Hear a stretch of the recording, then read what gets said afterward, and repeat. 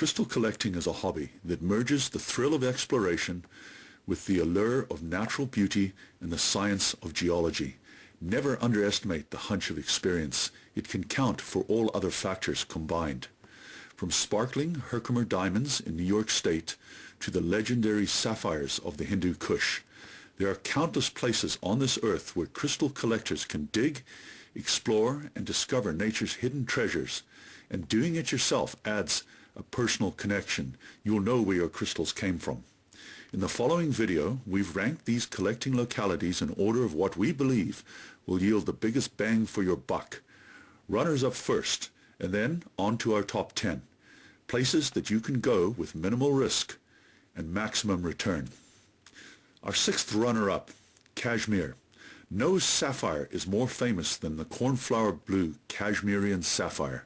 High in the Zanskar range, the old mine is reached over a dubious rope bridge at 11,000 feet, and there, in a cirque, lies the scree that yielded the famous gems. Work in the 1800s proceeded feverishly till the treasury of the Maharaj of Kashmir and Jammu was filled. After about 5 years, the mine ran dry, and a new mine was established, but its sapphires are a far cry from what once came from the old mine. Collecting from here is restricted, and access is by way of rugged mountain paths. You need to be both fit and in good standing with the Maharaj if you intend to visit. Fifth runner-up, Colombia's emerald mines. Colombia's famed emerald mines are another sketchy collecting experience. They were first worked in the haze of a distant past by the Incas, and have since been considered to be home to the world's finest emeralds. 3 mines account for a lion's share of the product: Muzo, Chivor, and Cosquiz. However, mining emeralds is tightly regulated and dangerous. Chivor is said to be the safest of the mines, and people are warned that Muzo is the place to steer clear of. As many as 10,000 guaqueros or treasure hunters scour the tailings. The murder rate is outrageous, sometimes in the region of several people a day. Most collectors sensibly give a trip to the mines a pass. There are bandits on the roads, and once you get there, there are the guaqueros to consider. Our fourth runner-up, Pakistan. In Pakistan, they've got it all. The largest province, Balochistan, is covered by rugged mountains, and from there come the traditional gemstones of emerald, sapphire, ruby, and tourmaline, to name a few. Swat is said to have reserves of 70 million carats of emeralds. Katlang is known for its pink topaz, as is Kohistan for its incredible peridot and garnets. Peshawar is Pakistan's gem hub, and there, at the Namak Mandi market, you can buy both local and what has crossed the long and porous border with Afghanistan. While the area is difficult to access and requires permits, the reward is well worth it for those who love the challenge. Our third runner-up, Afghanistan. Badakhshan is the most northeasterly province in Afghanistan. It's set within the folds of the Hindu Kush and Pamir mountain ranges. By all reports, it is one of the most beautiful places in the world, and at the same time, it is one of the most destitute places. Aside from the opium poppy, minerals are its only other industry. The Sari Sang mines in Badakhshan have been extracting lapis lazuli for the last 6,000 years, and a source of rubies and emeralds has also recently said to have been discovered. There has long been confusion as to what is really called an Afghan ruby. Clearly some are red spinel. However, there's much more than that to be had. Tourmaline and aquamarine come highly recommended, and morganite pink is given preference over its more peachy colors. Although the region is politically unstable, you can still find these gems in local markets, and if you have the right contacts, you can collect your own in the field. There is little to no government oversight here, and public stonings are not unheard of. The second runner-up to our top 10 are the Burmese ruby mines. For those in search of rubies, the Magok Valley in Myanmar is a treasure trove. Known for its pigeon blood red rubies, this area has long been a prized destination for collectors. There are several valleys that make up the Magok stone tract, and mining is focused on alluvial gravels that have been weathered from the area's marble. Mining was taking place back in the 6th century, and the king had dibs on all the largest stones. Many a ruby was halved to reduce the loss. There's a story of one bright fellow who halved his ruby and gave one piece to the king and sold the other to a trader. It is said that the trader sold this piece to the king, and the king connected the two halves. Apparently the devious fellow and his whole family were then burnt alive. Red spinel often appears alongside Burmese rubies, and there are several mining methods. Most intriguing is the Lu Duin method, which has miners working deep tunnels and natural marble caves, in which have concentrated the heavier gravels with the ruby, a true Aladdin's cave of treasure. Sitting at the edge of the Golden Triangle, politics, drugs and gems are closely intertwined. This is a challenging destination for amateurs. Australia's opal fields are the next destination, particularly the famous Coober Pedy and Lightning Ridge. By 1999, over 25,000 shafts dotted the landscape around Coober Pedy. They drill down into layers of sandstone and siltstone, in which the opals are found.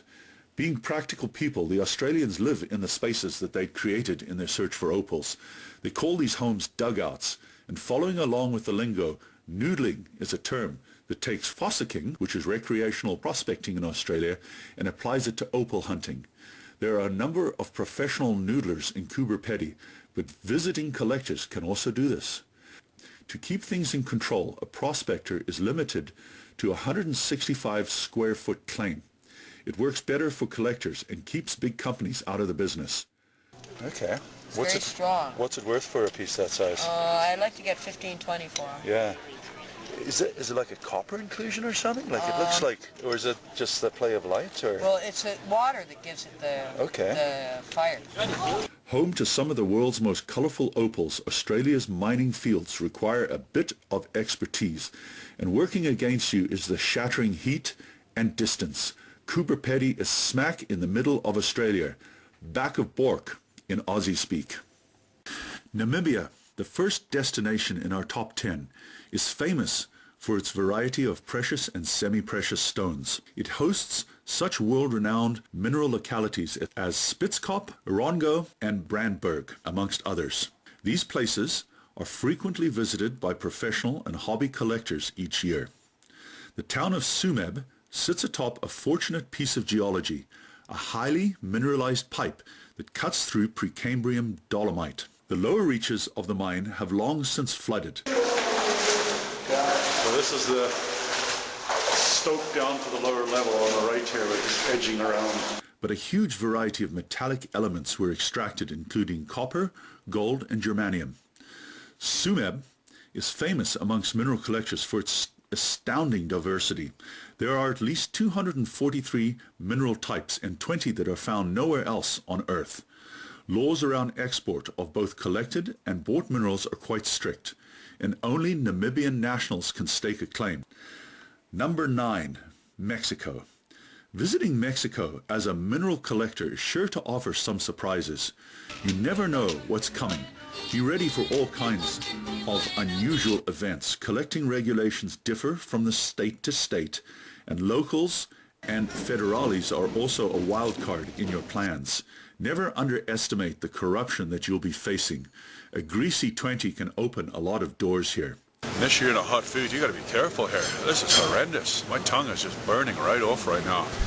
Each state is a unique collecting experience, and if you really want Smithsonite so badly, you can creep into Sinaloa and do your best to collect. Sonora is known for its agate. And the crystal. Now this bit will be like this, the real crystals in the middle, and you have to slice it, of course. Okay. You slab it, and then you've got, this one's been slabbed, and it's now it's another piece, but you can't. In San Luis Potosi for its poker chip calcite.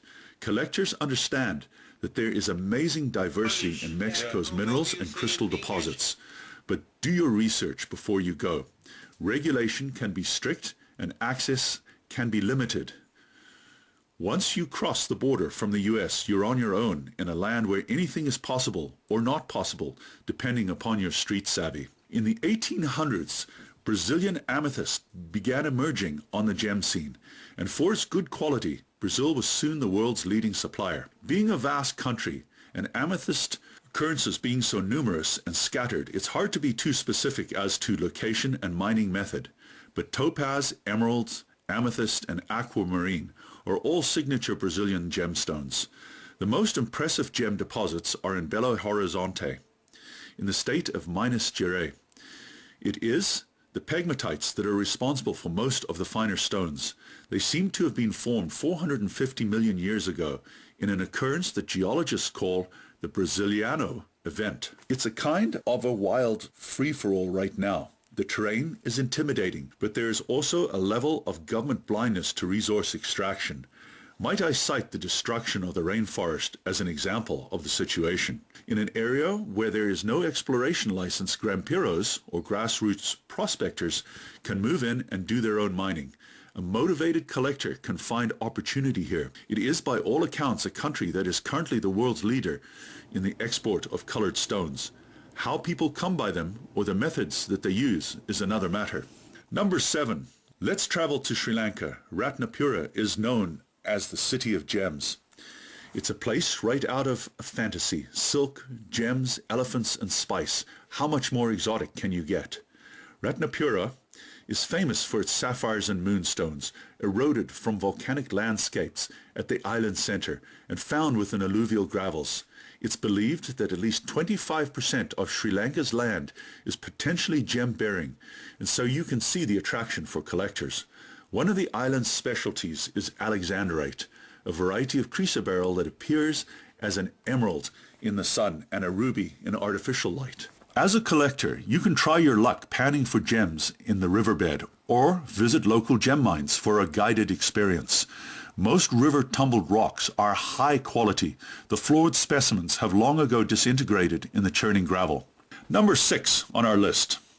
In Nevada's Virgin Valley, amateurs can dig through volcanic ash beds to find stunning fire opals and fluorite. It all started 20 million years ago as an ancient volcano spewed skyward and blanketed a forest in thick ash. That buried wood decayed to leave hollow casts, which in time were filled by silica spheres that had been transported by superheated water. Now it's possible to find opal branches and pine cones that glint and flash as though they were stars. They call them fire cones. These spheres were packed in an ordered arrangement, and the opal's play of color is from light diffracted through the spheres. The size of the spheres determines the color that is seen. Rainbow Ridge is just one of several pay-to-play mines in the valley. Number 5, we're halfway through our list of top 10. Some 2 hours north of the US-Canada border lies the self-proclaimed mineral capital of Canada.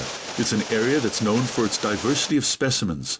95% of all the world's mineral species can be found within a 30-kilometer radius of Bancroft. Many free collecting sites are noted in the local guidebooks. Most notable are the area's pegmatites and calcium vein dyke fissures, and in digging within these features, the collector is likely to find enormous feldspars, apatites, amphiboles, and titanites. Dark Star Crystal Mines is one location that the mineral clubs can visit to collect, and its crystals are amongst the best in the region.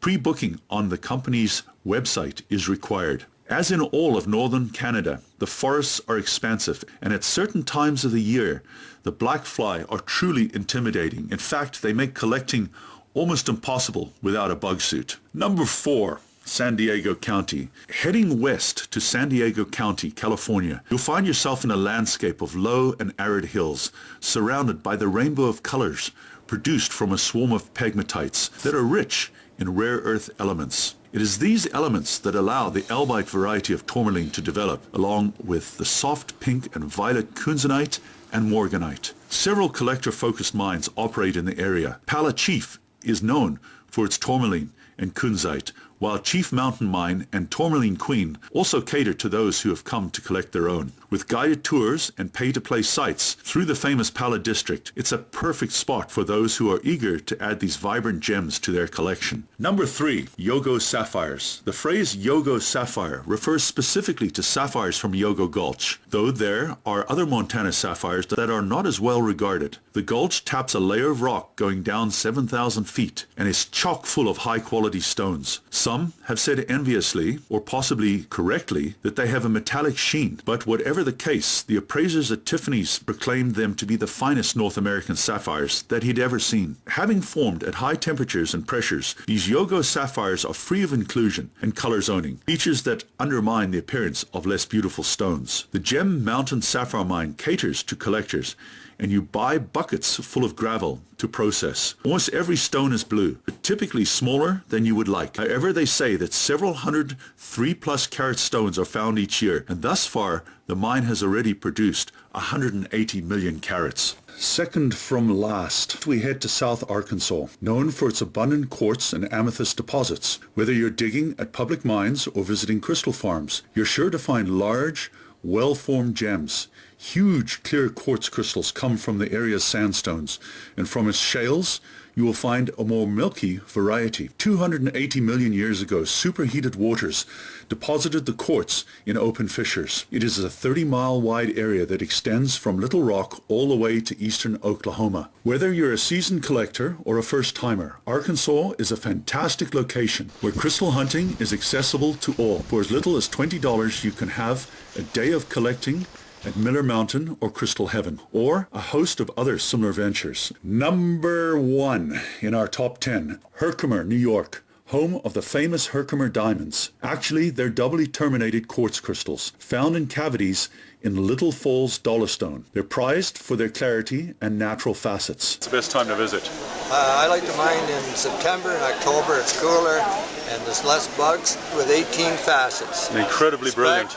Herkimer is perfect for beginners. Stick along routes 28 and 29 near Middleville. There's plenty of collector mines. Amongst the better known are Ace of Diamonds and Crystal Grove Diamond Mine and Campground. No need for a deep knowledge of geology. The Dolostone is at the surface in most collecting locales. All you need is a hammer, a chisel, and some patience. So what really determined our ranking was accessibility, the quality of the specimens, and overall feasibility. Much as the Muzo mine has stunning emerald prisms, your life is in peril if you visit there. There's a balance in the practicality element. I want my subscribers to be living. Also, keep in mind, your favorite crystal or gemstone is simply a matter of preference. How can you compare a tourmaline to a zircon? Okay, so we got a bit carried away, and 10 morphed into more. But honestly, it was hard to stop, and I'm sure you can all think of several more places that you believe that we missed. Feel free to provide your own ranking for collectors. We're all ears. From the gleaming flash of Australian opals to the rare rubies of Myanmar, the world is full of incredible places to explore and stunning crystals to discover. Whether you're a seasoned pro or just starting out, these top 10 destinations and the runner-ups offer something for everyone. So get your gear ready and start your adventure today.